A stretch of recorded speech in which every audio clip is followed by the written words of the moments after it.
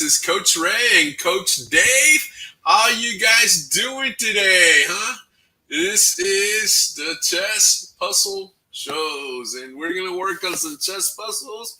Today we're going to do sacrifices on H7 that you can get from the collie and some other positions, and maybe we'll work on an opening, and then whatever position you guys send us or questions, we'll try to answer that as we go by.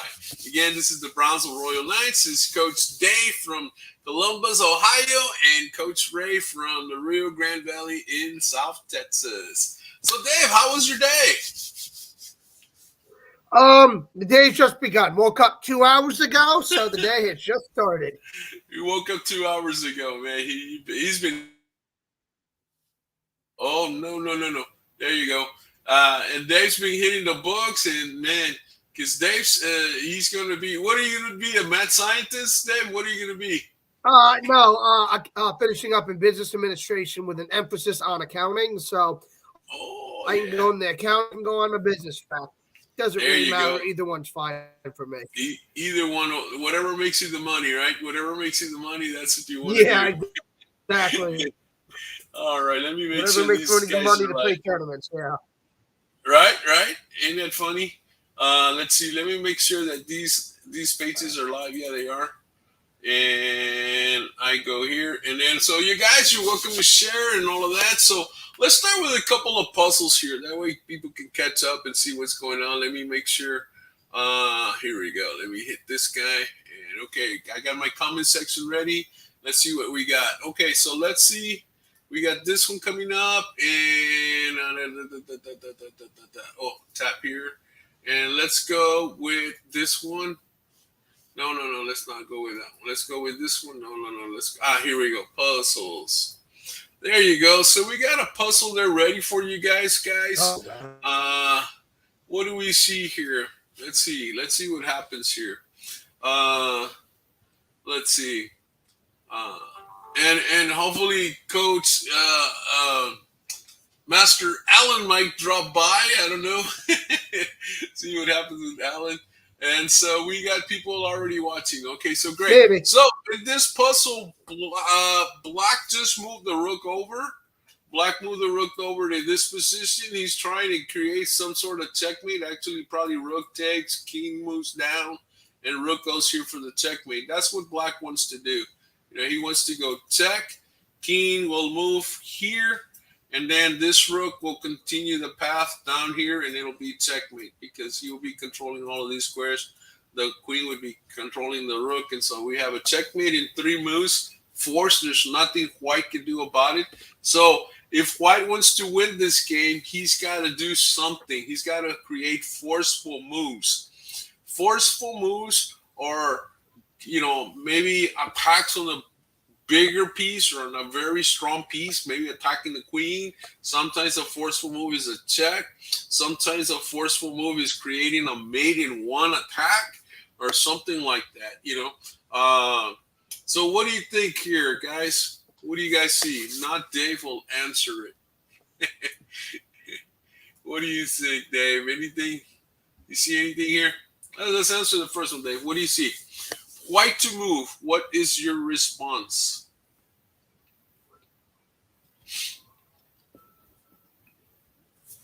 You got to create defense, but you got to create attack. Because I'm thinking, okay, this guy, but no, that also loses, right? So what else? What can we do? No, my first thought is bishop takes that. My bishop to go after the knight is my first thought in my head. Yeah, the first thought in my head is to just that defense here, right? That defense here, because the queen can't go check. Right. The queen can't. There's no there. Check here is bad. Queen takes queen. Check here is bad because queen takes queen, and we have an exchange, and then we capture this guy with a rook or with a bishop. Now, but there is this check. But again, if the bishop's here, he also protects. So yeah. Would you say that's the move? Yes, bishop takes, correct. Yeah, right. It's got to be bishop takes. So bishop takes, yes, that's the move. So now rook's in trouble. So rook can't go here, and if rook moves, the queen's going to capture the bishop. So what is the move? The bishop is aiming at h7. So I don't know if that matters, but what do you think the move is here? What can we do? What can we do? Lots of fun here. Lots of fun. Yeah. We have, of course, there's always sacrifices and there's always checks. So we have rook captures pawn check, exposing the king but that's unfortunately no good. It doesn't to work. maybe this check. But it doesn't work. He just moves back. This doesn't work. These checks don't work because rook takes and queen takes. But we can threaten the queen at least. Yeah, So we could go. We could come down here, right? But does that work? The bishop hangs. Nope, does not. The bishop hangs. Yeah, bishop hangs, but then, no, we don't have anything. But then no, we don't have this because rook takes here. So what else? But you have bishop G. What is that? Bishop G. I can't see that. G4. G4. Oh, right here, bishop G4. Yeah, bishop G4 would be good. Yeah, the bishop, no, that doesn't work. That doesn't work. Bishop G4 doesn't work because rook check. Then bishop takes. No, there's a rook right there. There's a rook blocking the bishop from protecting the pawn. So, bishop. Yeah, because if you go here with the rook, bishop there, bishop, wrong piece. Bishop here. Wrong piece. There you go. Yeah. Because when they attack your piece, when they attack one of your pieces, sometimes you have an in-between move. You can attack a bigger piece, and then capture my little piece. I'll capture your big piece. So yeah, I would agree with that one. I think I would agree with that one because if rook takes, then rook takes rook, and we're cool. Does that make sense? So yeah, I would say that's the move. Yes, that is the move. He goes with it anyway. So obviously the move is going to be, yeah, it has to be here. And then the queen has no check here, right? Queen takes, the queen has no check here. Queen takes, and that is the solution. Yep, that is the solution. You see the little thumbs up there that shows up. That means we got that right. All right, let's do the next one here. That was a little hard. Okay, what else here? The queen just moved here from E3 to F4. She is creating a check. King moves. Queen sacrifice. He moves. Knight blocks, and he comes in, and then queen takes, and then I think it is pawn captures, and whatever, checkmate or something. So what is Black's response here? How can Black save the game? Dun, dun, dun, dun, dun, dun, dun. Okay, audience. Do we have anybody in the audience? I guess they're sleeping or something today. I don't know. Maybe because it's going to be queen takes D. What is that, D5 check? All right, yeah. Well, what about queen takes or bishop takes? Queen takes is better because it forces the exchange. Plus and then at the same time, you're attacking this and you're attacking that, right? So, okay, queen takes, I'll go with that. Queen takes, that, acceptable. Bishop takes, and you win a piece, either this night or that night. Wherever he moves, it doesn't matter. In that case, you always take the one closest, yep. Yeah, you take this one because this one's active. Always capture the most active piece or the piece that's attacking your king. And that's obviously this guy's going to maybe move here. We have a possible check. I think check would be the move because you're already winning. If he goes here, then we simply move here and create a pin. If he blocks, then we just simply capture the rook because we're up a piece. And so not a problem. So more than likely he's going to go down. Oh, maybe here because there we have the bishop. We have the bishop check if he goes there, and then the king's got to go to the corner. So he might go here. Let's say he goes here. Now, oh, no, he can't even go there. Look at this. He's got this. Free pawn. No. I think the better move would have been capture with the bishop. Right? Because if we capture here, he goes here, then we have problems here. And correct. You must take with the bishop. Correct. Yeah, we can go here. So the move would be capture with bishop. Now, what happens if he goes here? Oh, we're just gonna take the rook. Why not? Yeah, take the rook. He takes, and then we go bye-bye. Right? We can go bye-bye wherever. Maybe here. Yeah, probably right here. Correct. Yes, correct. D6. Right there. All right, yeah, so D6 that we stop the bishop, the knight can go do something else. All right, let's follow through here. Let's play an end game here. All right, I'll play the white pieces and you destroy. You play the black pieces. What's the move here? Okay, knight G6. Knight G6 is good. I like that because we gotta activate the knight as soon as possible. The pawn can't push, right? And we want this square free because the king's gonna travel here and capture the pawn, right? Okay. Let's see. I move my knight here.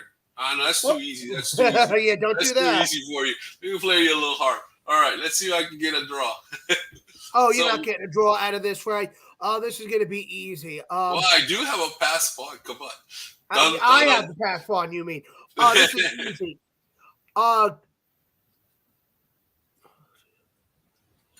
So I just calculated real quick. Okay, this is going to be easy. Right. Knight. God, it's hard to see the squares. What is that? Knight F4. Knight F4. Oh, E4, you mean? Here? No, wait, I'm black. White just moved. You're black. Yeah. Oh, yeah. Okay, you went F4. Okay, yeah, there you go. And now you're going to have to push. And then I have to... No. Oh, yeah. And then my king attacks it. And I wish I could go there. I wish I could go there, but I can't. So I have to push. Nice. I can push it, right? Oh, king F7. Yeah. King F7. Yeah, because if you take it, you lose, right? So there we go. All right, so I can queen, but I don't think it serves me any purpose. I can move my king up. Oh, wait a minute. I'm playing the white pieces. You're playing as white. Yeah, it's white. All right, so let's see. And I want to go here, man. I want to go here so bad. Okay, I'll queen. And, hey, I got a queen, so obviously. All right, I'm taking it. No, you're in check. You can move away. No, I'm taking the queen. Guys, and no, that's a good point because sometimes with these scholars, man, they're in check and they're so used to moving the king away that's what they'll do. I've seen kids, get in a check like this with a lousy check. Queen checks the king and they move away from the queen instead of capturing. Always capture the attacker whenever possible. Ay, Dios míos. Ay. I've seen it happen, man. All right, so my knight. Let's see. I move my knight back here. Okay, go on. Win the game. You're controlling this square, this square, and these squares here. And you have a dark squared bishop that you can. King D7. Huh? King D7. King D7. I like King D7. Okay, I come back this way. I don't think that helps me at all. I don't think any move helps me, man. Oh, I'm King E6. King E6 is correct. All right, cool. Let's see.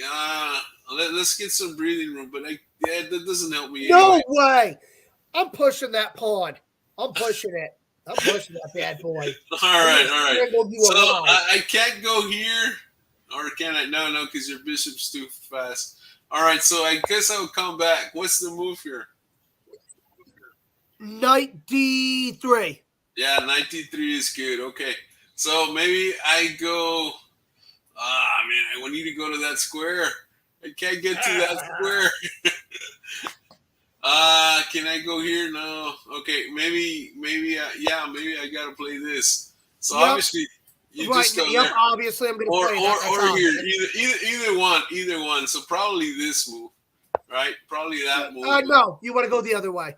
You want to go the other way? Okay, you go right because if you push after I take, then I can nab both of them. It doesn't matter. I nab both pawns anyway. Well, I can't push anyway because it's no, I think if you push the other one, you push the 8. It's blocked. Yeah. Normally, yeah, it's blocked, right? So here, again, I can't protect. Man, king can't even move. So pawn pushes maybe. Obviously, you're gonna take capture, the pawn. And then maybe I don't know. Maybe king moves, and obviously you attack this guy again. Yep. But before you attack it, what should you do? Well, it doesn't matter really because even if I push, you still have attack it. Right? Yeah. Right. But otherwise, yeah, exactly. But otherwise, if you didn't have the bishop, the move would be here first to fix it. Correct. To to turn it into a fixed pawn, and then of course whatever I do, then you would come about this way, and then you would grab it. Yeah, but that's not Does that make sense? so sometimes these scholars, they need to understand. They need to understand that just because you're attacking doesn't mean you're going to capture. Just because you're attacking doesn't mean you're going to capture. And then obviously from there, it's totally terrible move for whatever white does. He's totally going to lose. Okay, there's a pass pawn, another queen. So maybe he goes there, and obviously you can push it, or better yet, put the bishop here to control. No, actually, there's actually a better move here. The knight. Yep, playing the knight, correct. Yeah, play the knight because that maybe forces him to go here. And then you push the H pawn. Yes, push the A pawn. I mean, sorry. The A pawn is correct, and then he's stuck. You know, maybe again. He can't even go there, and then you push it again, and then you go maybe here, and this pawn keeps going. That doesn't even matter because you can just quit. You take the knight. Well, I mean, but I'm saying it doesn't really matter because you quit anyway, right? So it doesn't matter. But obviously he can't even go there, right? He couldn't even go there. So again, maybe he goes here, and there's the queen, and the knight's got to move away. Ooh, and then the knight's lost because of check. And then, actually, it doesn't matter either way. Either way, he's gone. Wherever he moves, and there's the mate. I think no, he's got this square. It's mate. I know he's got this square, and then should be checkmate on the next move. I think. Let's see, what do we got here? We're controlling here. We're controlling there. We need the queen on that square. So queen just plays D7 mate, right? There you go. D7, yeah. Yeah, E7. Here we go. And there's a checkmate because you're controlling these two squares. The queen's controlling all three, and the bishop's controlling this, and so it's checky making. That makes sense. Cool. Good end game. All right. So the pawn is about to promote. He's coming here. We got that taken care of. Of course, he's going to drop the rook here. So we do have a pawn on the 6th rank, and he's also controlling this square. What is the move here? Who is it? White to move? White to move. It's a hard one. So what do you think here? These are harder puzzles. What is the move here, man? Is everybody out today, or what's the deal? Yeah, I don't know. This is weird. That nobody's on. Usually people are watching the stream. All right, let me go ahead and talk a little bit there. Let's see if I need to share this on my other. Let me share this puppy. Let me see if I got it. Let's see. Share it right now. Share it right now. Let me share that puppy up. Ooh, Kansas State won. Kent State won? Yeah, they beat TCU, so that helps Ohio State, actually. Because, after I humiliating loss last week. Okay, let me see here. All right, so what do you think here? What do you think the move is? We got a couple moves, actually, that are really interesting. All right. So what's the move?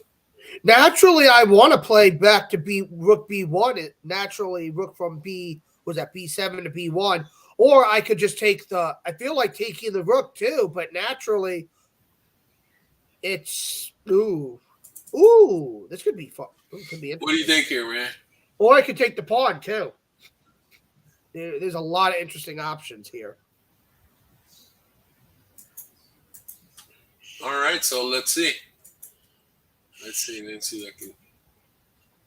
All right, here we go. All right, so what do you think? But naturally, and I see this a lot, I have seen a lot of kids play rook from F to D1, and I've seen it a lot over the years. Oh, the rook goes here. No. It's white to move, right? Oh, okay. Yeah, but I've seen that a lot. And then you just drop the rook, and you got that. You have the rook or you queen on C1. Yeah, but it makes more sense to just take the free rook. Right? You just take the free rook because even if you play rook to C8, you can play rook from B7 to B1, and it stops everything, and it stacks. You just take the free rook. So do we push? Is it black to move? Yeah, black to move, right? Oh, then you push. No. It's white to move. I'm sorry. Yeah, then you take the rook. It's So white take to the move. rook. White Yeah, to take the move. rook. Take the rook. All right. How do we So take the bishop rook? takes the rook on the back. So bishop takes D. What is that? D8. Yeah. Yeah, He simple. takes the rook. He goes here. What's the move? Rook from B7 to B1. The other rook. Yeah. Rook to B7, and And it's that simple. stops it. Now Not he captures. everything. We go here, Then you and he capture. can't push. Nope. And it's not. Now, if he wanted to go here queen, then we just simply capture. He captures, and we capture. and then it's just And we got rid of everything. Did you guys see that? So the idea here was don't be afraid of this move, but capture this guy. If he goes here, we just simply we bring this rook down, and we're protecting. And so if he takes the rook, we capture, and we're still controlling the queening square. The idea is to control the queening square. The queening square is the square where the pawn will will become a queen. Now, let's say he goes here. Well, we can capture the rook, pawn takes, and we capture again. Let's play that. Well, we would capture here, obviously queen, and then we capture the queen, and we're winning again. Yeah. Does that makes sense? So let's say, for instance, he was to go there. What is the move? Oh, no. Then rook all the way down. Rook all the way to C8. Yikes. All right, rook all the way because we have Chihuahua. the trap already, right? And now if he goes here, what's the move? Pretty simple. You're just going to play bishop. What is that? E7? Yeah, when you have a pin, apply pressure, and it's over, right? It doesn't matter where he goes, and there's the checkmate right there. Cool deal, Coach Dave. All right, let's see. What do we got here? White pushes the pawn here to B3. Again, always look at the long-range pieces, see what's going on, and let's see what happens. What is the move? Ooh. A lot of fun moves here. What will happen? What do you see? This should be easy. Do we have anybody in the audience, Ray? Not yet, man. I don't know, man. I mean, it did say we did start on time, yeah. What happened? Everybody took a holiday this weekend? I think it's Christmas. I know, like over here in Brownsville, they're having a Christmas parade starting right now. So it could be that, and maybe that's somewhere else. It is this a Saturday. Is a pretty easy move. This is going to be. Yeah. So what is that? Bishop B. What is that? Bishop B4. Yeah. So what is the move here? Bishop B4. You want to attack here and create a pin? Yep. Is that what you want to do? Destroy the long range. All right, let's see what else is there. What? There is, that's about it, really, because bishop here no good. Queen can only go there. You can make. There's another move you can make, but it's crazy. Rook. I mean, you could sack the bishop too. Push, right? So. Yeah, I think create a pin. Create a pin is it's one of the grandmaster moves. Grandmaster move number 1, a good check. Grandmaster move number 2, attack the queen. Grandmaster move number 3, attack any piece that's unprotected. And this we would be attacking a unprotected piece. Of course, we do have queen captures the rook. A queen's aiming at the knight, so we could actually even win the pawn. We could capture this pawn and then capture the knight. Because when we capture... you're better creating the pin. The pin is significantly better. Well, that's true too. So what do we want? I wonder what the computer will do. I bet you the computer wants to capture, because the computer's always wants to be a pawn of it. But, I think this is... Yeah, but remember, it's an engine. It's fucking hundreds of moves. Yeah, but then it creates a 2-1. It creates a 2-0 because no matter how you protect, you're going to capture. So, yeah, I would say that's the move. Yes, that is the move. You capture, he captures, you capture some more, and you're up a piece. Yeah. You're up a piece. All right, let's play on from here. Let's say, all right, pawn protects. No, he's got problems here. So let's say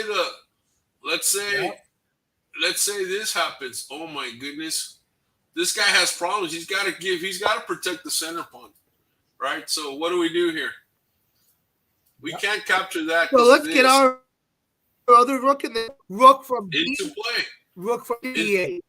Yeah, into play, right? Because now if this happens, then we can definitely capture, right? Or yeah, we can capture. I think we can capture. It would be safe to say that we can capture. Yeah, we can capture. He captures. What's the move here? We gotta push a pawn or something here. Yeah, you got no. You're correct, Ray. You had the right move. H6 is correct. That's the best move H6, right there. that And is of correct. course, if this guy comes here Right, to the 7 because you rank, need then to of have course we right. have this check. And Oh, he's please, got that's not even that scary. Yeah, you got the queen check. yeah, he goes here. We do have the check. He's got to come back. And of course, lucky is protected, so we can just mess with these pawns and then take the pawn, and then take the and then pawn. hasta luego to those pawns. And let's say he goes here. So what's the move now? Well, we wish we need to control that square, right? But we really don't need to. No, that's controlled already. No, you can just push a pawn. Push the pawn up, and he comes here. What can we do here? Well, we need to move this guy out, or maybe we'll just put him in there, and the queen can do all the damage, and we're okay. Right. Am I right? Yeah, you have the full piece. It doesn't matter. Yeah. Okay, next puzzle coming up. All right, so here we go. The pawn move here to what is that? B6. Oh, I see a killer move. Yeah, right. The queen is definitely around the king. We have a bishop that can do all kinds of damage here. We got a knight that can come to the center. We have the rooks that can come to open files. What is the move here, guys? Man, too bad we have nobody watching. The move here is really simple. What is that? E4 or E5? Sorry, E5. All right, E5 there. Yep. Yeah. Why? Because we always look for the unprotected piece. The unprotected piece is this bishop, and we ask ourselves, okay, who can capture that bishop? Well, no one can. So who is aiming at the bishop? Oh, the queen's aiming. So how can the queen capture the bishop? We need to get rid of this bishop here. So we push the pawn. He protects. Not a problem. We simply just capture. We capture the pawn, and we're threatening. He didn't like it. There's a better one. Right. Oh, yeah. Capture queen. You're right. Capture queen. He captures, and then you capture. Now you capture. There you go. There you Voila. Go. Yes. And then, of course, immediately you come into the open file. He's got two pieces that are asleep, and everything's cool. Does that make sense? Yeah, that was a good one. All right. Let's go to the next one here. The knight develops. Oh, and it's protected by the queen, but this creates a pin. We have a pin, right? We also have a potential check up here. So what is the move? Hey, Adriana, how's it going? Adriana, Commissioner Adriana from Argentina, ¿cómo te va? How's it going? You want to go with a check? Of course, the knight has to block, but we have no. Yes, right. Yeah, but then you have rook d8. But then you have this, right? So yes, obviously check. He moves here. When you have a pin, attack the pin piece. So there's the move, and the guy can only do this, but he loses the rook. The queen can't go here because he loses the queen.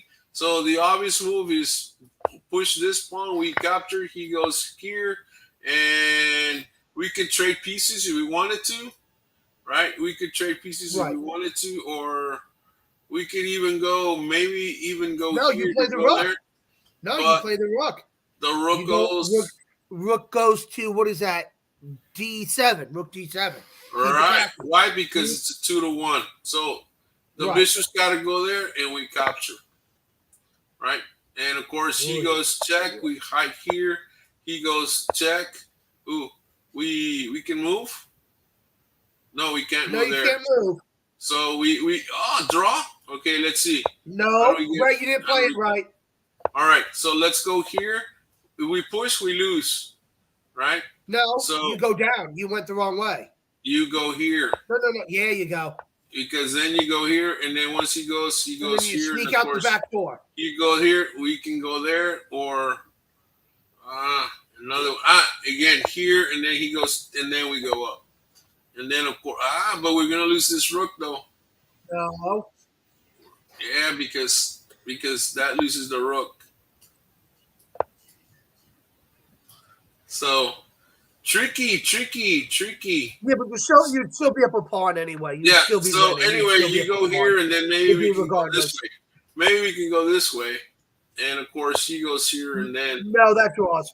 yeah, that draws two, and then this draws two. So yeah, you gotta maybe you draw it. He goes down here. You go up. He goes here. You Right, hide. yeah, because then you get the pawn for it.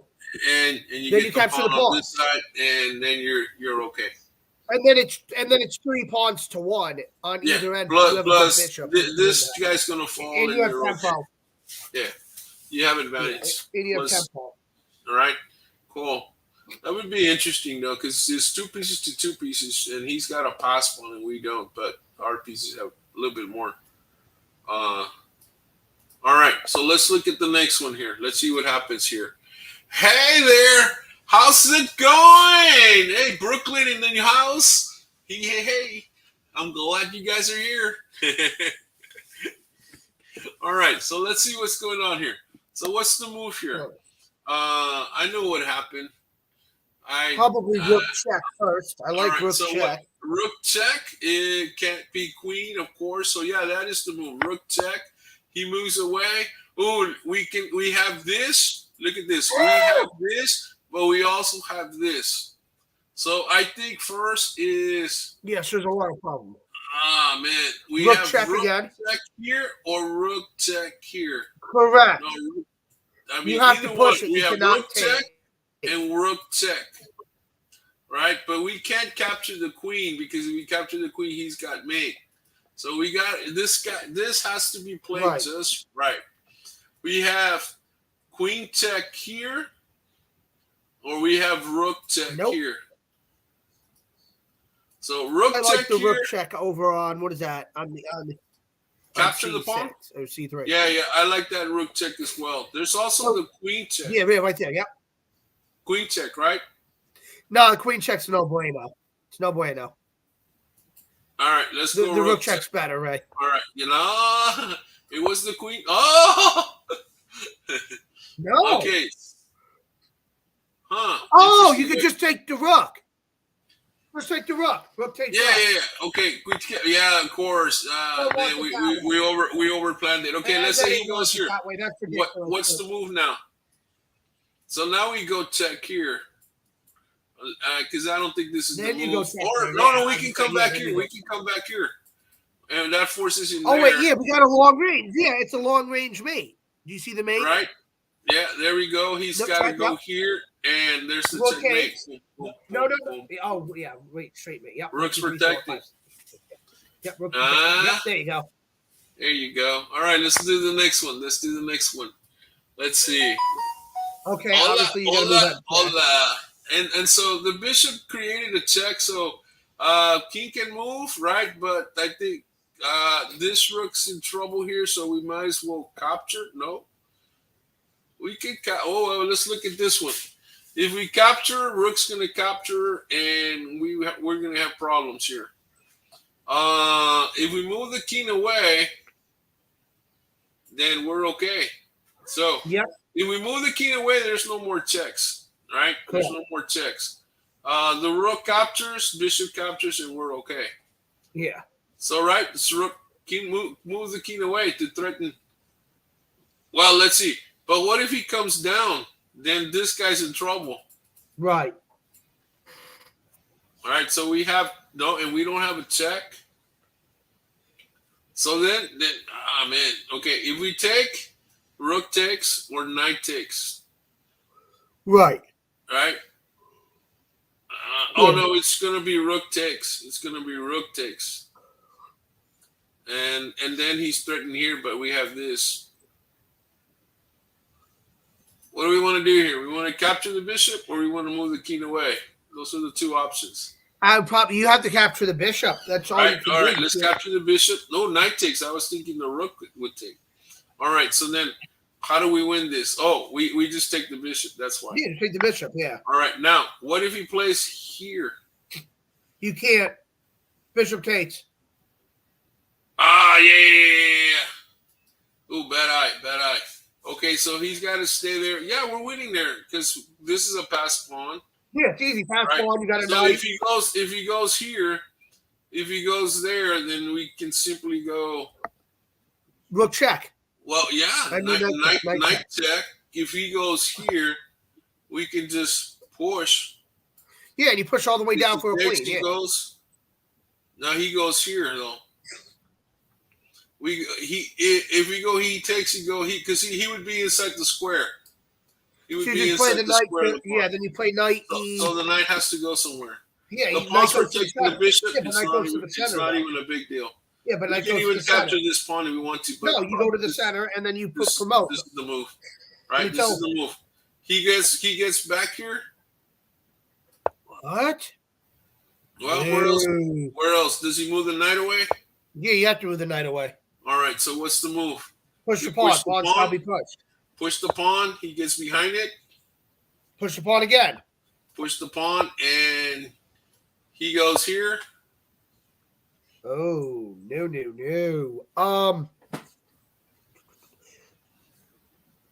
Threaten the. Yeah, play bishop. Yep. There you go. Right there. Yep. All right. Check doesn't matter. Doesn't matter. Move out of the way. Check doesn't matter. Right, or maybe there, and of course he goes here. Maybe we just attack it. Oh, there. Yep, there you go. Go to the middle. There. Yep. And of course, if he goes here, then we simply attack it, and then it's over. Right? And then it's over. He's got to go back here, not a problem. So we have this, yep. Right? Yeah, we have that because he's got to play here, and then of course we can just push. It doesn't matter. Right, and it's we can just push. The queen. He goes here. We got 3 pieces. He's got 1 piece. We're bound to win this somehow. You need 3 to 2. 3 to 2 because there's knight check. Yeah, but we have the 2 pawns versus 3 pawns, so we're okay. Yeah, and let's do. This is a good end game. Let's show this one. Okay, so I'll play the white. Rook check. Right, rook check to win the bishop. Do you see it? Yeah, but it's black's turn to move. Yeah, but you got to play knight check first to win the bishop. Okay, yeah. Okay, yeah. You're right. Okay, he goes here. You capture. He goes there. And what's the move here? Let's say he goes check. Then you take it. Then you just take it. It's easy. Let's say he goes check because, scholars do this, right? So now, what's the move here? You have an extra piece. This game is yours. So he goes here. He protects. Or not, he wouldn't go there. He would go here, right? So what do we do here? We can go here. You can do that, yeah. Yeah, we can go here. He goes there. We capture this guy, so he can't even push the pawn. He pushes this pawn. Then of course we can stop that pawn from moving. If he pushes this pawn, no big deal. We can go here. No, you cannot. You're right. All right, so we come back here, and he can't push because we capture. He can't push because we capture, so he's got to move the king. King moves up. King must always block the pawns, guys. He goes here, and obviously there's the win. There's the win here. So he goes here. There it is. So more than likely here, the move would probably be here because there we go. King maybe goes here, and of course we attack it. He goes here. We go capture. He goes there. Check. Pawn check. Check again, right? Yep. He's got to go there. We follow. Check. Yep. And the pawn's not going to go. He's going to go there. We have pawn push. He goes here. We can bring our knight back. Nope. Well, we can still mate him. We have still made him. He's got a. Wait a minute. I wonder. Now we can't. We need this squares for the knight to check him, right? So. Right. So maybe we go here. Yep. And he goes there. Can we go here? No. Oh, we can go there. We can go here. Or you can get the pawn off the board, and go after his other pawn. Right. You can play knight. I'm just trying to be fancy. But that would lead to a stalemate. No, that would lead to a stalemate. Yeah. So I play knight F3 and go pop the other pawn. Yeah. So maybe here, he goes there, and of course. There you go. He goes here, and we dance around the king. If he gets away, well, he can't leave because we'll get a queen. Right. So what do? We come back here again. He goes there. No, just check. Pawn check. Pawn check, right? Pawn check, and he's got to go here, and then of course there it is. Oof. Queen. He captures and mate. And then mate. Yep. There you go. You're being silly here with these moves. Okay, the rook this move here. He's attacking the queen, and oh wait a minute. I can't see the whole board, right? I know. I'm sorry, missing pieces there. All right, so here we go. There's the position here. So he's attacking our queen. We can capture his queen, and anyway, the rooks are protected. So when they attack our queen, we can whoever eats first eats more. But sometimes you know we have the queen here, so the move here would be a check to get out. So the move would be check. He moves, and then we win the queen. And then bye-bye. Yep. And then, of course, he captures with that guy, and then, you know, whatever else. Yeah, correct. Yeah, you just play queen f7. We just go here with the idea of maybe going there for the mate, and this guy has to escape, right? Because otherwise he loses. And then you win the piece. We win another piece, and this guy's all over. Maybe he goes here. I just take the knight. Queen takes free knight over here on this side, right? And then, of course, bishop comes out. Maybe bishop goes here. What's the move here? You just push the F pawn. Unprotected. Push the F pawn. Bishop moves back. We can even push the pawn if we want to, but no, let's not. Knight comes to the middle. Knight comes to the middle, right? Knight comes to the middle. Rook comes over here. Maybe there. Nope. No. Maybe there. And again, it's unprotected. So, hey, there he goes. Look at this. We're attacking here. We're attacking there. It's all about creating forks, guys. Oh, my God. Then there's the big fat. Ooh. I wish the knight could land there. So what can we do? Yeah, you have to play the rook first. Boop. There's the rook. There you go. He's got to move out of the way, right? He's got to move out of the way. And so what do we do here? I wonder if we can still do that. We can still do this. We can still do this because if pawn takes, we got check. He moves out of the way. Yeah, but Ray, he can take your queen though. You can't play the knight because you. Yeah. All right, you're right because he takes. So we can take the.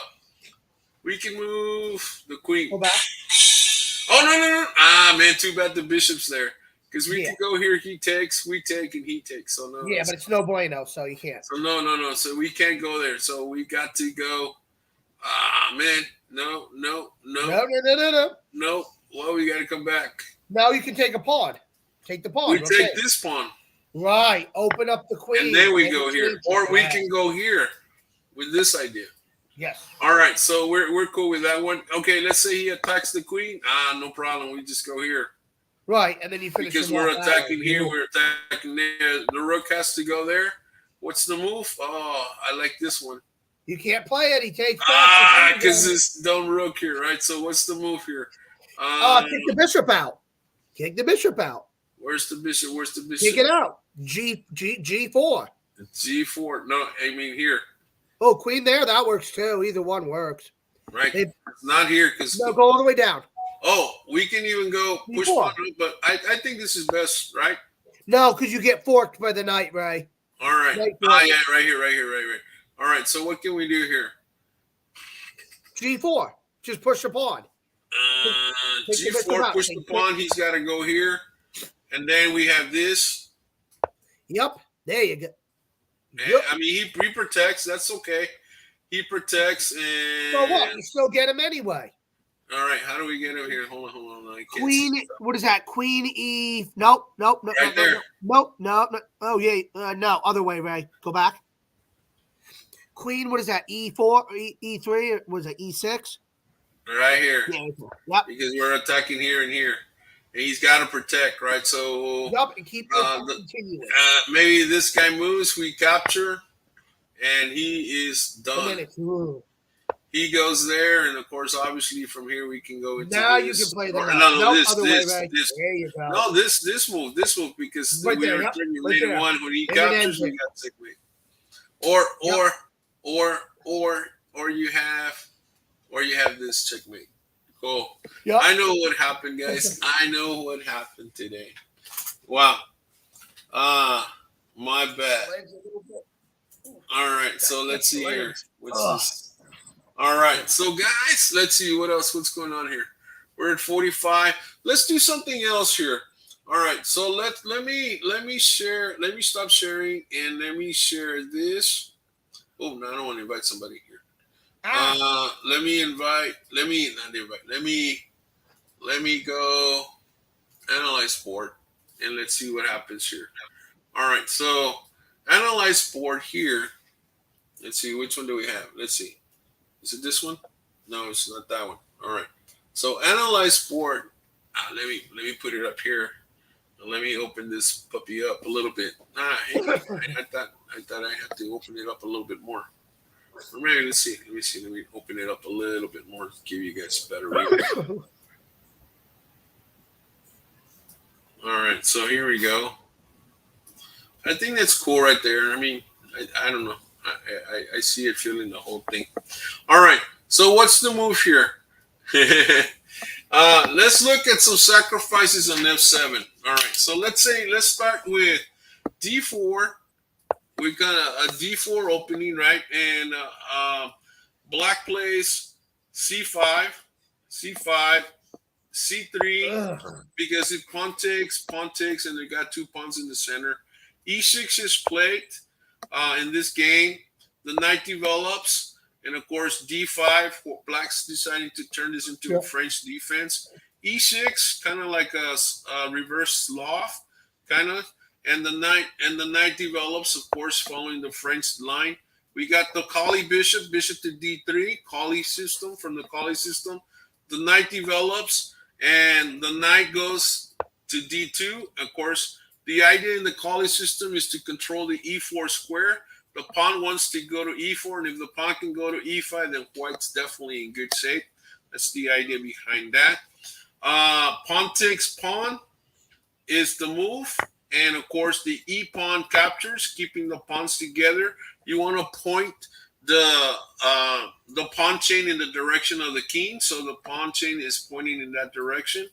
From here, the bishop develops to D6, aiming at where white is going to castle. White does castle, and black castles. And of course, the rook goes to E1, controlling semi-open file. Queen goes to E7, creating a battery to attack H2. And the queen goes to E2, creating a battery, attacking down the middle. And the rook goes to E1, protecting and aiming at the queen. And the knight goes to E5 in the center. Very important. The knight normally wants to go to E5 or D5 at some point. But in this particular lineup, I think a lot of times in D4 openings, the knight wants to go to E5. And then, of course, the knight travels back to challenge this knight. But the knight also has left the house. Now, my question to you guys at this point is black safe in this position? What do you think? Is black safe in this position? No. Yeah, you're right, Dave. He's not safe. So, Dave, what is your answer? White to move. What is the best move? White to move here.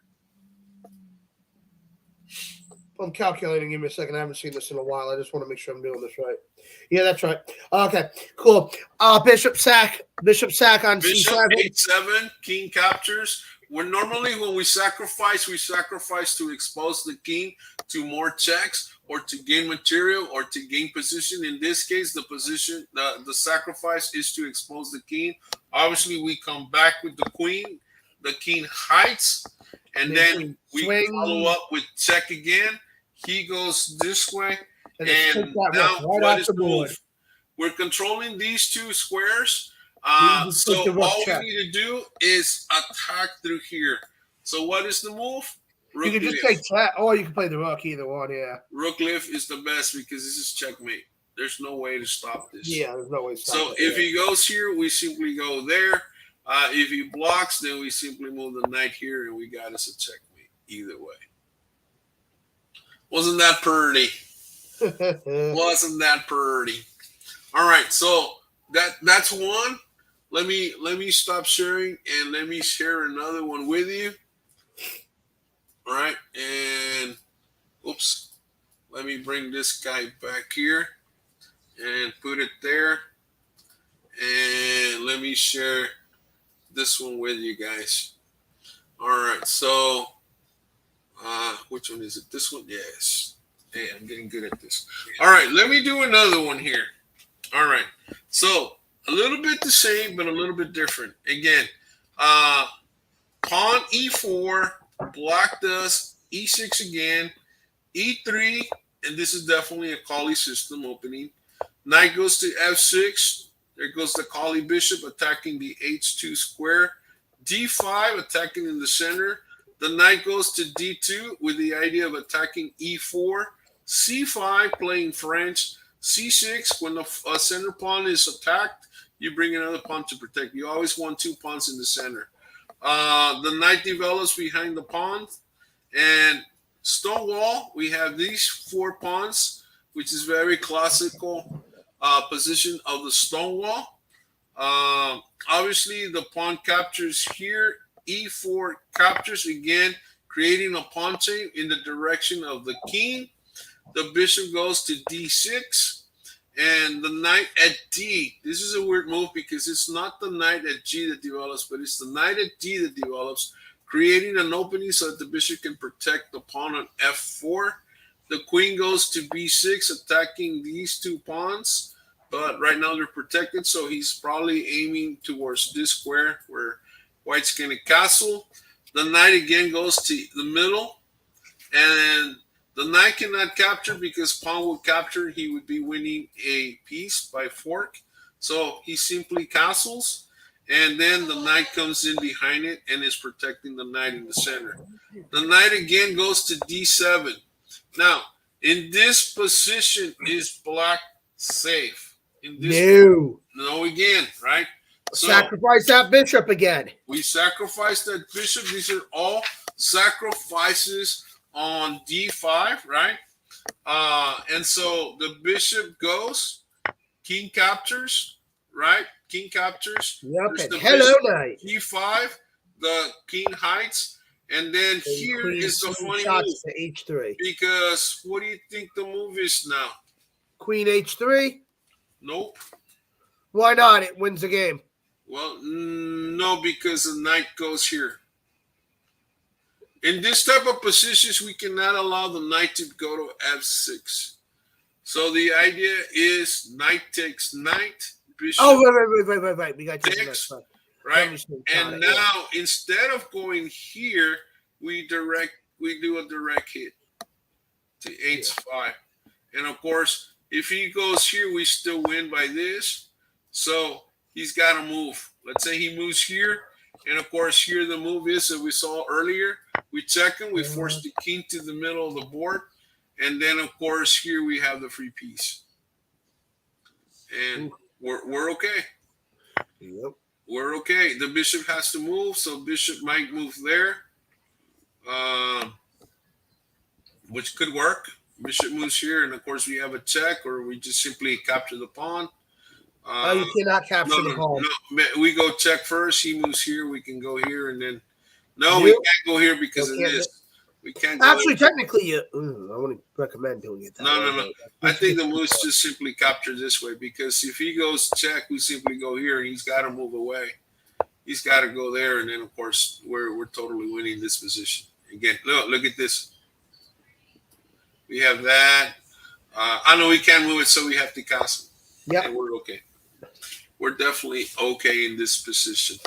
Does that make sense, guys? We're totally okay in this position.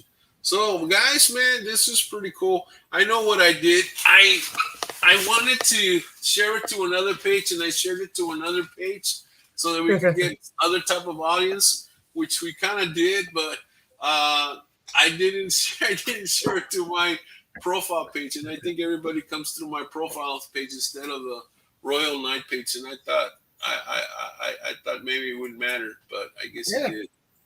But everybody can see it later on and make their comments a little bit later, so that's not a problem. Yeah. Let's see here. Now, Ray, have you been watching any of the World Cup at all? No, not really, man. I've been too busy to watch TV, man. But I haven't paid too much of attention. But the U.S. did make it to the knockout round. So. Yes, They made it all the way. I think they were. I think they lost today, or did they win? Did they lose to Croatia? I know they didn't. They weren't the first ones to score.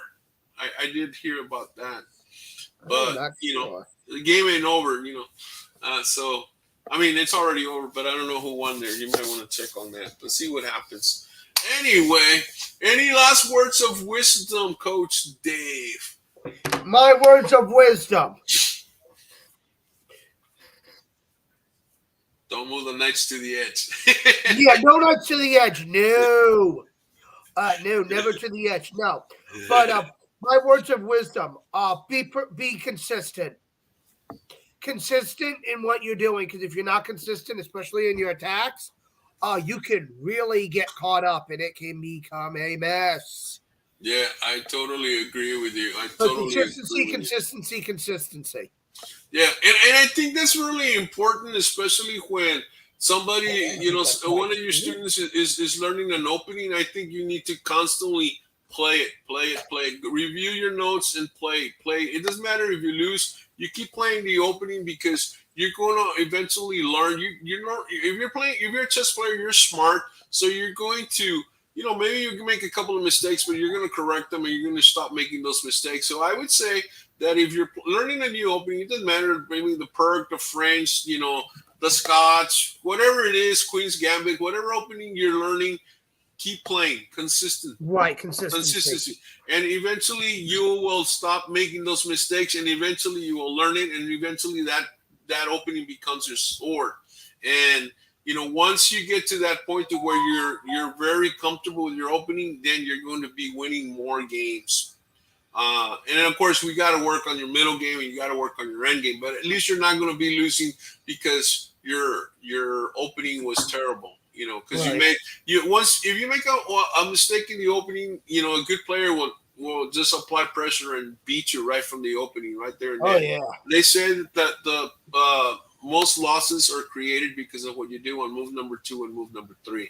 Because right there, you're already either losing tempo or you waste time, or a piece is trapped or you lose a pawn or something, So you got to make sure that when you're playing the opening that you control the center, that you develop knights and bishops, and every time it's your turn, move a different piece, at least until move number 10. Yeah, do not repeat pieces unless it's in an attack where you're going to win. People do that too much, especially a lot of scholastic players. Oh yeah, I constantly see the knight to g5 or oh god, knight g5. Oh good lord.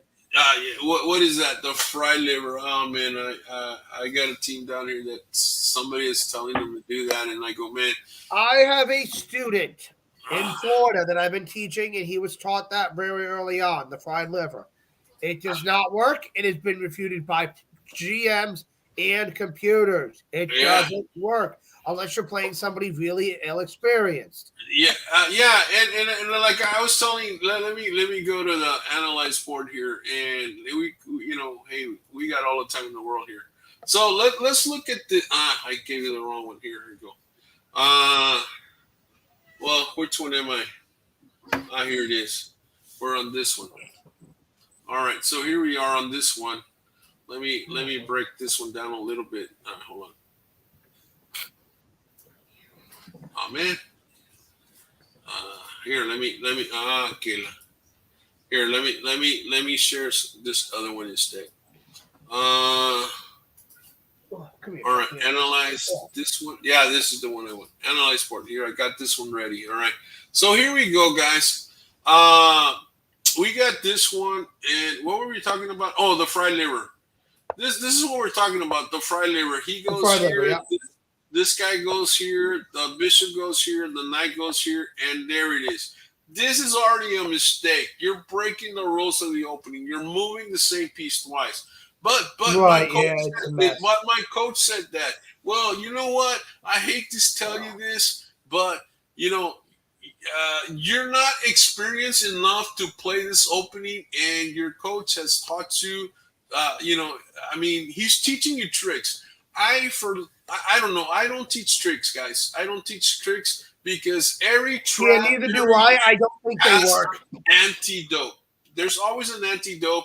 And the thing is, you're going to win against the weak players. But if you want to get a trophy, guess who you have to beat? You don't have to beat a weak player to get a trophy. You have to beat a player that wins all the time. You're going to have to beat a strong player to get a trophy. And you're not going to win because you're lucky. Because sometimes you win because you're lucky and you're celebrating. Hey, I won. Hey, man, the guy didn't see the checkmate. He won in 4 moves. Come on, really? And it's like, we'll take the wins if we win them that way. But I always tell my students, we want to win because we're stronger. We want to win because we're better chess players. We don't want to win because we're lucky. If we win because we're lucky, we'll take it. But for the most part, we want to win because we're stronger. So what is the way to stop this fried liver? Let's give them the solution here.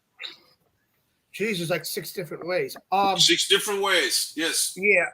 I was going to say, geez, there's the most direct way. Well, let me just say this. The knight's attacking f7 and the bishop's attacking f7. Can we block a knight, guys? Honestly, don't block the knight, block the bishop. Yes, I know. But the question is, can we block a knight? No. So we can't do anything about the knight. A lot of times I see this, and then this guy does this. Ouch. Does that, queen moves out of the way, and boom, he loses a rook right off the bat. I see that a lot, from inexperienced players. But the best way is just push, push, attack, block the bishop, right? And so the answer, the fried liver attack player is going to capture with the pawn, and please do not capture that pawn. Oh my God! Don't ever. No. That just loses to the sacrifice that's coming. Boom. Right, and then it gets really, really bad. And then we gang up on this guy with 2 forces, and that forces the king to the middle of the board. And of course, when we earn a pin, we attack the pin piece. This guy can say, "Oh, I'm going to attack the queen." That's fine. Check comes first. King moves up. You have the check. King moves here, and believe it or not, you just lost in 11 moves. Yeah, I think it's in 11 moves, and but it can't be stopped. And here it is. Here's the answer, guys. This is one of the answers. All right, I like this variation, but there's lots of variations here. You have this. He goes here. You have this line. That's one of the lines. It's long, but it works. You have the D, the B5 line, which I like a lot. And what's the other line here? I think it's only those 2, right? No, I think those are the 2 primary lines. That is correct. Those are the 2 primary lines. I like this one a lot. This is very unique. If the pawn takes, the pawn takes. So more than likely, this guy's going to say, "I'll just take here." And of course, that allows the queen to develop. And now all of a sudden, both of your bishops are ready to develop. Look at this. Yeah. So in this position, black is totally dominating here. Oh yeah, black totally dominating. Look at that. He's got this. He's attacking there. He's attacking here. And so obviously, this guy, a lot of times he'll develop because it's a good thing to develop. He's protecting the bishop. He's attacking. And of course, from there, we capture here. If the queen goes here, then we can just simply capture the queen. But more than likely, the rook's going to move over. Please don't capture this guy. Don't do that. So my God. The move would be the rook. Activate the rook first.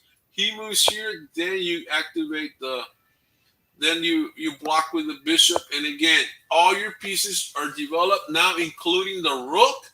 And you are totally winning in this position. You should be able to win the game. Yeah, and it's all about just simplicity. Yeah, keep it simple and take it to the attack. That's another thing a lot of people do too. They overcomplicate positions. Yes. And if you're inexperienced and you overcomplicate a position and you don't know what you're doing, it can become a mess. All right. What's the other way? Let's go this way. I just say night. Yeah, you can do that. All right. A lot of times you get this, and believe it or not, the answer is here. When he takes, the move is pawn takes, and the bishop's got to move back, and then from here you have bishop develops, you have pawn moves, you have queen here attacking there, and with this checkmate coming up, and again he's in really bad shape. The idea here is that G5 allow you to get your pieces to. Look at this bishop. He's asleep. The bishop on C. Yes, you're going to castle king side. So is he, but he's got his pieces ready to aim at your king. And Ray, here's another opening that I do not recommend outside of the prime mover. Let's go with it. The Grob. The Grob. Right. The Grob is another one which I never recommend. The Grob. All right, give me the moose. Give me the moose. What is it? H4. Man, obviously. Yeah, H4. You know, it's just. I mean, if you look just on the first move. Yeah, you're not controlling the center. And kids are like, "Oh, I learned that from a book." I don't care what you learn from a book. Yeah, because obviously the move's going to be G5, and of course when you go here, then obviously boom, there's the move. But no, actually that's not the next move. The next move would be G3, and they fianchetto. But it's ridiculous to play the Grob. I've seen it played successfully only once this year. I saw 2200 beat a 1900 with it. Are you serious? Yeah, but the 1900 hadn't played in over a year, so it's a little bit different. I know who he is. He's a friend of mine. My friend Daryl. Unfortunately, Daryl, I can't believe he fell for a Grob. But because it's almost ridiculous, you know. I mean, unless you're Bobby Fischer that used to play. What did Bobby Fischer used to play? Put the king out. You mean the bomb cloud? And do this the bomb cloud and crazy crap. Yeah, and he was still beating these grandmasters, man. Yeah, but that was before the age of technology. Yeah, that was Fischer, of course. And my biggest recommendation for students: listen to what your coach tells you. Don't argue. I've coached students that have tried to argue with me, and then when I show them, hey, this is when you play this. If you want to argue it, fine. But I'm going to show you why you do not do this. And that's true. Some coaches are a little bit more aggressive, but that's fine. If you have questions, ask your questions. That's fine. Ask your questions. Tell them. Ask your coach. Hey, prove it to me. Okay, that's fine. Right. That is fine. But then listen to him. Listen to why you shouldn't do those moves. You know. Again, if you're K1 student, maybe a second grader, and you used to play the Scholars Made a lot, this kind of deal, trust me, the second grader, the third grader, don't think like kindergartners and first graders. They're not going to fall for the same thing. So don't, just because you put a knight out there so that the queen can capture the knight and then you can capture his queen, that's not the same thinking that happens, because a lot of times that's the way some of these kids, as they're getting out of the K1 division or even sometimes out of the primary division, that's the way they think. They try to bait you, and then they think, oh, well, I'm going to give him a knight because his queen's going to capture, and then I can get to capture his queen. And I go, okay, it makes sense. And I ask him, well, if you were playing against that move, would you capture his knight? No. Well, why do it makes you think that the other guy's going to capture your knight? Oh, okay. You know, you got to play smarter. You know, you got to play against his best move, not against his dumbest move. You got to play against this perfect move. Right. You know? And that brings me to another thing. Try to play both sides of the board equally. I've had it, and I've had it happen to me. We all have, where you need to be able to play one side just as well as the other. I know a lot. I still know a lot of guys. I know a couple of 1600s in upstate New York who play significantly better with the black pieces. They can't play with white. For some reason, they just can't. And you need to be able to play equally on both sides of the board. I know it's difficult because some people are like, oh, I want to, and I hear this from children all the time, especially my few scholastic students I have. Oh, I want to play with white. No, you have to understand how to play with black. Yes. But white gets the first move. Yes, so what? Black gets to, challenge those moves. You have to be able to play both sides of the board equally. Yeah. No, I agree. Because a lot of times, even like when you're setting up pieces, you throw a board out there in the middle of the table, and sure enough, they always set up the board, with one and two on their side. They want to set up the white pieces. I only have maybe two students that always want to play black, and they play stronger in black, and quite frankly, and that's okay. I rather they play stronger on black than they do in white in a way, because I know the whites, they're gonna still play strong in white, but but it's true, yeah. But you got to be able to play both sides and Yeah. different openings as well. Well, that according to the openings that you play, Now, yeah. that's only for my scholastic students. Now, for my adult students, and this Man. goes for everybody, just because, and I've been coming across this a lot lately by a couple players that have hired me as their coach, and I guess I'm their second coach now because I guess they fired their first coach. If you see coaches online, so let's say chess.com, which Right. I'm a verified coach on there. I don't know if you are yet, Ray. I haven't really never been. I don't know why. Oh, I recommend it highly. But I need to go sign up. yeah. Oh, it's easy to fill out the paperwork. I don't know why Alan didn't do it right online. I don't know why. But and he should be on there instantly. No reason why he shouldn't be. Same with you. But just because there's a coach on chess.com with a title, like IM, GM, does not mean that they're a good coach all the time. Yes. Just because somebody's title doesn't mean they're a good coach. For my adult players or teenagers, even a coach, do your research on the coach. Yes. Don't just naturally assume, oh, they're titled, that they're going to be a good coach. I know a lot of titled players who are not good coaches.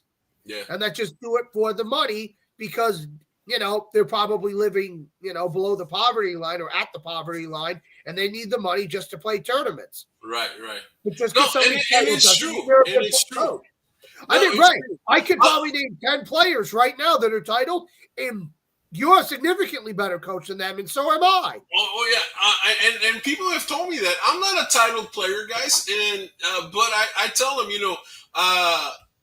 it's not about the playing; it's about the coaching and how I'm going to get you to win those games, and the training, how I'm going to train you, because that's what you're hiring me for. You're not hiring me to play games. You're hiring me to coach you. And right. and yeah, I mean, man, I've been doing this for 23 years. I mean, come on. I've been doing mine for about 13 now. Wow. But yeah. But it's true, I mean, when people are calling you, they're calling you for a reason, and so that's like my resume right there. And it's funny because there's three types of people in these professions that generally are the best chess coaches: engineers, anybody in the tech field, and public school teachers. Wow. Those are the three major professions. If you see a chess coach, they tend to be better. Don't know why. I don't know. I've seen it for years, especially public school teachers, because they know how to teach. They might not necessarily be the best chess player, but they're going to understand you and your needs. That's true. I mean, sure, you might only have them for a coach for a year, maybe two, but still, they're going to be a great coach. Oh, but a lot of times, I think a player within 2 years should be able to create independent studies. And I try to teach that to my students. I get them maybe to 1600, 1700, maybe 1800s or so. But at some point, they're already learning how to study on their own, because I give them assignments or sometimes I used to have a couple of students that would do lessons, maybe once a month or something like that. But in between that, they had independent studies, and then we would come in for a 2-hour lesson. And, okay, did we fulfill? And then, of course, during the tournaments and all of that, going over the games. But you would see them increasing in their strength, their ratings. And so, yeah. And my big one for adult players. Do not be intimidated by children. Adult players get so intimidated by playing children. Oh, man. They do. They get scared. They're like, oh, this kid's going to beat the hell out of me. Like, but don't, for my adult the kid's scared of you. and it's, right, exactly. It's usually the other way around. The kid's scared of you. The kid's afraid of playing a giant, man. Right. Like, I always tell the kids, like this weekend, there was a tournament, right? Or today, actually, this morning. And I had some fourth graders that were playing in K-12. And I told them, it was only about two of them.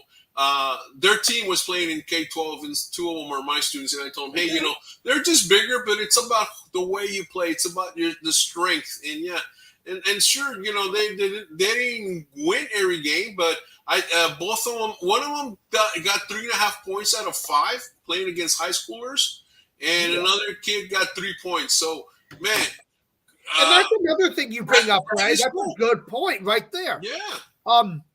If you feel like, and I tell this to my scholastic students, I usually tell it to the parents usually, but I said if they're winning too much in the same section, it's time for them to play up.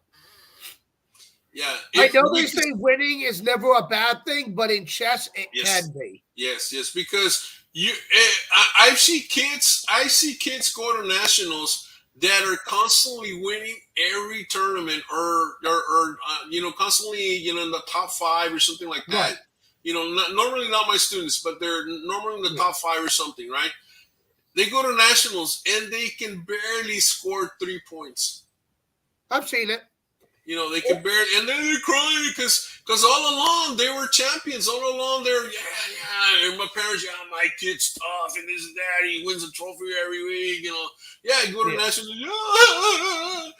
They're crying because they can't score 3 points. And it's like, and some of them because of that will quit chess, or they'll they'll plateau. That happens. Or they'll hire me. Yeah, or they'll hire me for next year, and then next year they come and they bring a trophy from nationals or something. But I've seen players plateau. I thought a friend of mine was going to plateau at 2100. Luckily, he got out of that, but he dominated nationals 6 times, and he was higher rated than everybody in his age. But once he hit about 2100, he kind of got stuck, and just because geographically of where he lived, and his father's inability to travel a lot for tournaments, and also he has 3 younger siblings. He's the oldest out of 4. Oh, it is hard, especially because chess does take some money. Unfortunately, he became a master a lot later than everybody else, and now he's only 2300. He hasn't played since a little bit around COVID era, so it's been a couple years. Yeah. But players do plateau sometimes too, and if you find like you're gonna plateau, get a coach or see, or really see what are you doing wrong. Don't be afraid to take self-criticism. Yeah, self-criticize yourself if you have to. If you're looking at a game and what did I do? What am I, crazy? Why did I play a move like that? I know better than that, If you have to self-criticize yourself, then do it to make yourself a better player. Yeah. Oh, I totally. Some players think that they can do it on your own. No. A lot of them can. Some of them can't.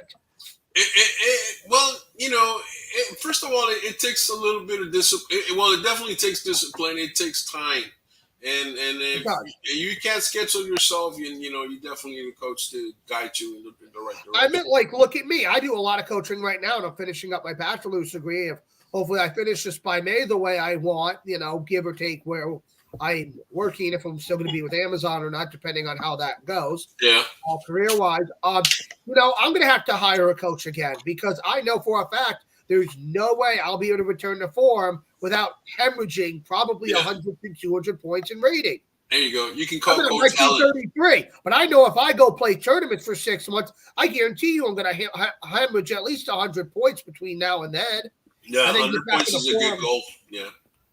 I would say probably 100 points would be good, maybe 125. But that's like I know right now I'm going to play Amateur Team East, the biggest team tournament in the United States coming up in February, so in about a couple of months. And Alan and I, we haven't played that much. We're too busy teaching and everything. I mean, Alan can't fall below his rating floor, so he's where he's at. Yeah. But I'll be surprised if I gain any rating points. I'll try to prepare, but. But the thing is, though, when I'm at the tournament, and this is where a lot of players mess up, even grandmasters do. Focus on the tournament while you're at the tournament, because this is what screwed me up in scholastics and probably it cost me hundreds of rating points. Is parents bringing the kids to the tournaments and having them do schoolwork and other things that are going to distract them from the tournament itself. I have lost tons of tournaments because my mom took me to tournaments and had me doing schoolwork when she probably should have had me hitting the books earlier. Yeah, either that or you're doing, the different events like, maybe going to the zoo or going to museums or doing all of these things. Don't do that when go in there, baby, go in there and win and then come out. But hurry up because we got a 5 o'clock appointment to go see something. And so you're rushing the kid and the kid wants to take his time, but he's got that pressure because mom or dad told him that he needed to go in and out. And it's like, Yeah, and again, with chess parents, I have seen some horrible chess parents. A friend of mine, the one I was talking about, he's about 2,300, but don't live vicariously through your children with chess. Right. There's a lot of parents that do it because they can't play to save their lives. They're too old. They don't want to train themselves, so they try to live vicariously through their children. Don't do that. It pushes the kids too far, and the kids will quit chess. They just will. Yes, they do. I've seen it. Yeah. I've seen it. My number one rule, all chess players, doesn't matter. Make sure you get enough sleep. It is my biggest problem, and everybody over 1,800 has it, and I see it all the time. Make sure you get enough sleep before your tournament. Especially if you're from the East Coast or from the Central Coast and you're going to play in California on the Pacific Oh my God, Coast. in the time zone. Oh my God. I took a kid from Texas. I took him to nationals in San Diego, and round 7, started. Probably drained. We ended up at 10 o'clock, which was our midnight, and at that time, I'm looking for a place for him to have dinner. It's like. It's early over there. It's 10 o'clock at night. It's early over there, but in his time or in our time, it's midnight. And it's like, those are hard tournaments. Now, when those guys come to the East Coast to play, they have it easy too, but it's, the time zones are always a killer, man. They are, and that's what I tell my friends, because I have friends that are titled that call playing abroad, and they're like, man, I got to get there a day or two early. Yeah, that's even worse. Because the problem is when they go play abroad, over in, like, let's say Europe, it's right now, guys, in just to give you an idea, right now in Paris or in London, right now it's 3:30 in the morning right now. Yeah, and just that's the problem. It's just like jet lag and things like that. It's just, and my biggest recommendation, and you're probably one of the only coaches that do it, Ray. I don't see a lot of coaches doing this that much. I feel like coaches need to go to nationals more with the parents and with the children. I see less and less of that. I'm not going to name any coaches right now, but I know some of the bigger coaches in the United States have never went to nationals with their students. Oh man, I've been to. I think in 23 years of nationals, I've probably missed maybe 1 or 2, and in some cases, I've been to all 3 nationals in 1 year. A lot of times, nationals in 1 year. Whoo, that's gonna get expensive. And that kind of deal, but it's true. Because kids need the support. They do, not just from the parents. They need it from the coaches. And the other thing, you have to be there at local tournaments, coaches. You have to be there at local tournaments, and you got to be working with your students. You got to be analyzing your games after every match, because they're going to mess up. Well, they're going to see an opening that maybe, another player plays, and you can say, hey, well, this is the way you stop this. This is the way you stop that. I remember there was a team that I was coaching, and we were playing, I don't know, I think it was a regional or something. And one school was playing the collie, and one of our players played them the collie. And all of a sudden I saw that, and I go, okay, guys, we're going to be playing, at least 5 matches against this team. And they're playing this. This is what we do. Boom, boom, boom, boom, boom, boom, boom. And sure enough, we shut them down, because you get that from the analyzing the board from notation. Notation is so important, man. It's notation is, and that's another thing, another rule. Always take notation. Always, even if you get messed up, if you have to, grab your opponent's score sheet at the end of the game if you have to, and copy it if you have to. Well, guys, go ahead. And another one for chess parents. Don't spectate your kids. Don't do it. They'll feel all that pressure from you, and they get really nervous. And kids don't do well. Children don't do well under pressure. Yeah. Don't add to it. When they're playing their games, be in the other room, talk with the other parents, have a cup of coffee, go get a bite to eat or something, especially if it's a long tournament like nationals where the games are longer. Yeah.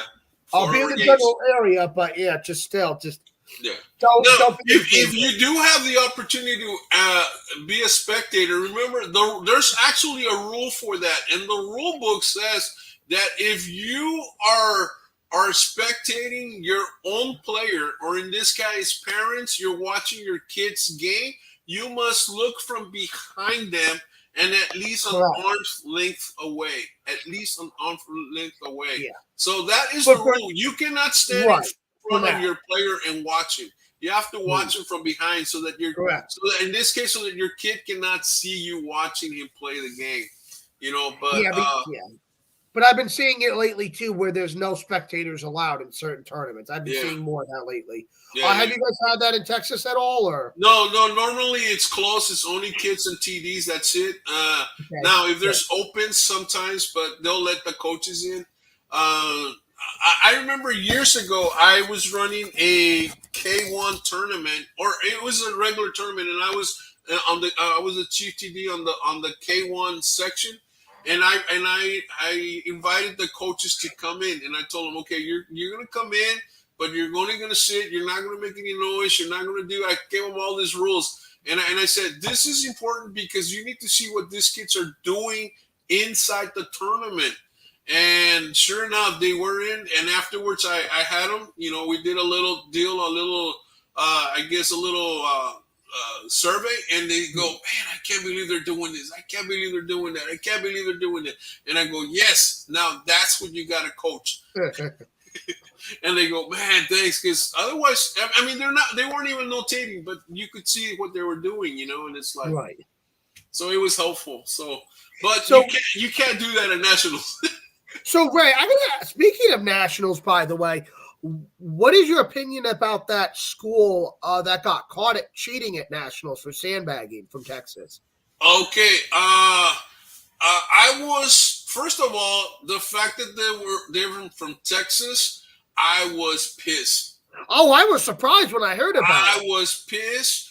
I had no affiliation with them at all, but just the fact that they were from, you know, close to our area, I just, you know, I wasn't happy with that. Now, what they did is they lost on purpose so that all the team ratings could go down. And then, you know, when that came out, I went and I checked the ratings, and sure enough, they all were losing to cheapy guys, you know. Oh, I thought too. And they were like maybe 1,300s. They had reached 1,300, 1,200s, and they ended up at the tournament under 1,000 ratings. And it's like ridiculous. And then they wound up getting first place because they were stronger. You know, they were stronger than the rating. Yeah. There was another kid. That was about I would say maybe a 1,400 or 1,300. And this kid was caught cheating at nationals. He was a middle schooler, and he beat a couple of 1,800s, 1,900s, even a 2,000. Really? Yeah, but this kid was wearing a hood, and I don't know what he was doing. And the thing is that they couldn't figure it out, but they finally figured that, you know, come on, a 1,300 or even a 1,500 beating a 2,000. Yeah, granted, no, it can't happen. It can't happen, really. But they had seen the games, and you know, there was something fishy. So the last round, when they finally figured it out, they were going to play for the championship, and they told them, "Okay, take your hoodie off." And they were playing on the top board, and the dude got spanked by, I don't know, a 2,300 or whatever the guy was on the top board. But it's like. And so he gained like, I don't know, he came back home from nationals with like 18 something, almost a 1,900 rating, right? And then he plays in local tournaments. And he was going to play one of my students, and I knew about it. And I go, look, don't be scared of the rating. This guy, you can beat him. Sure enough, my student beat him out. I mean, all of a sudden, at the end of the year, because he kept playing, because, you know, he ended up back in about maybe a 1,400, and it's like, but I don't know what they did to him. But I don't think they figured it out, but they knew he was cheating. They just couldn't prove it. I was gonna say, yeah. Now, are you going to be going to the middle school nationals? Yes, I will be at the middle school national in Texas at Round Rock. I got a kid from California that's coming in. Awesome. This kid is a second grader. He's going to play in middle school nationals. And this kid does anywhere from 80 to 100 puzzles a day. Oh, wow. Puts Yeah, time in. he's getting really strong. In fact, I have a lesson with him tomorrow. His name's Alexander. And Alexander, shout out if you're watching this or you're watching it later. Man, this kid's incredible. I have him playing against some of my adult friends that are on lead chess, just so that he can start playing against different type of mindsets and this kind of deal. It's like when you go to nationals, I mean, you obviously have to be ready for against playing outside of your comfort zone. You know, you're going to be playing against openings you've never played against because you're used to playing the same openings that you play at local tournaments, and then all of a sudden you go to a national tournament, and guess what? At their particular local tournaments, they play other openings, and so you got to be ready for everything. Oh, yeah. And I definitely know about that because the last time I played nationals, oh my, it had to been 15 years ago. Yeah. I decided to play upper section, which made sense for me at the time. And I was playing, I think there was only 2 players I played that weren't in my rating range, who I smacked pretty badly. Everybody else that I lost to, the other 4 games, because it was 6 rounds, were all 1900s, 2000s, pretty much in those areas. But I played good chess, though. It was down in Atlanta, Georgia, but yeah, it was rough. But yeah, that was a rough one. But I'll tell you what, though, when it comes to nationals, like you said, being prepared, make sure you do stuff with your coaches, but never expect to win nationals. Just, I know a lot of kids go in there and they expect, I'm going to win the nationals, and don't expect it. Yeah. Just go. Just do your best and things will happen. Just do your best and things will happen. Now, what do you think of the idea of them? I know they haven't talked about it much, about expanding how many scores count for nationals for the teams. Because I believe right now it's the top 4 players. Is that correct? It's top 4, yes. Are they going to 5? I know it's been talked about expanding it to 6. Oh, man, I don't know, man. That would be. What do you think? I think that would be hard for some players, for some teams that don't have that many players. Right. I know for Texas, we love it because we always take big teams. Right. You know, we at least take 8 players per team. Sometimes a little bit more, so we don't mind, or at least our area down here in the valley, we normally go that route. But there's some teams, you know, where chess is not pushed, right? And you know, they might have a 5-man team or a 4-man team. Some, you know, of course, some players go in with 3-man teams, and you know, that would be pretty bad. I think they should just stay with a 4. I don't know why. That's what I thought when I heard about them talking about 6. I don't know why they want to increase it, you know. That would eliminate a lot of the strong players from winning team trophies, quite frankly. Yeah. Here's my thing, though. When it comes to the teams, does Texas, because I know some states do it in certain geographic areas, right? How do you decide who goes to nationals? Especially because, right, you live in a giant state. Yes, like you live in a big state. Well, they do it by district, or they do it by district. Our district down here at Brownsville, what the school district in Brownsville does is first, second, and third place at regionals gets full funding to nationals. Okay, so they get the full first, funding. second, and third place team gets full funding for nationals, but only the top 4 players. Okay, get funded. But only the top 4 players. But then the school can add another 4 players, which is normally player number 5, number 6, number 7, and number 8. Right? Yeah. Now, if you're an individual that scores first, second, or third at regionals, you also get individual funding to nationals. Yeah. And I've had a lot of my players get funding throughout the years to nationals. But that's this district. Other districts, like another district across, let's say maybe 20, 30 miles away, they only take, I think, first place and second place. Okay. And then there's other ones that don't offer any funding. So But I was gonna say it's a lot of states, it's just like they don't offer funding at all. I know with Ohio it doesn't matter because nationals is open and anybody can go to it. Yeah. But they don't offer funding. I know certain states do, Yeah. certain ones don't. I'm not sure if Tennessee does. I'd have to ask Yeah. Alan. I know your state does. You guys have done that for over 20 years. Yeah. I know New York doesn't. That's all got to be privatized. But Yeah. I think, and I think chess should be subsidized. What do you think about that idea? Yeah, definitely.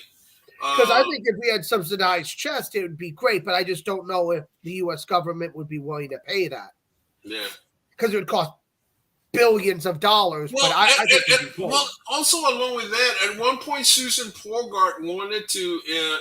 She introduced chess curriculum into our school district. I was going to say, yeah, because she started down there. Yeah, I brought Susan Polgart down to our district, but the powers to be didn't agree, or they wanted to do it their way, and Susan said, hey, it's got to be done this way or it's not going to be done, and she just left and she took it to Corpus. And then Daniel de Leon and his wife Chris de Leon ran a center for Susan Polgart.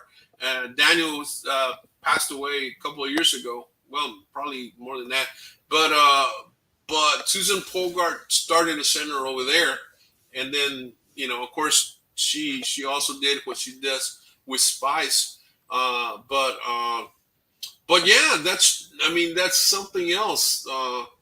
There needs to be, I think if there's a college in your town, I think the college should take the lead and teach chess. It's tough. Ohio State used to have a collegiate team. They don't really have one anymore. A lot of the good players have left. Some have graduated. And the club exists itself, but they don't even compete anymore at Pan Am's. Yeah. Which is sad because we've had Pan Am's here twice. And Kelly Bloomfeld, great tournament director. Unfortunately, he just works so much because he works for Ohio State. So between his hours and he doesn't really turn up to an incredible, but did a great job organizing Pan Am's. And Alexander Onashuk, who's down in your area of the woods down there, gave him an ovation and everything. And I know you guys loved it coming up from Texas, sending the UTD. God, how many? I think you guys sent at least. Oh my God, UTD sent 4. Texas Tech sent a couple. You guys teams. I think we not with the Pan Am's here. Texas Tech sent 4 actually that year. Yeah. Texas Tech sent 4, which was weird. And then UTD sent another 4. And then I think somebody else sent a couple more as well. Yeah, it was a pretty big tournament, and then you got a couple of, well, not a couple, but more than a good amount of grandmasters and a bunch of title masters.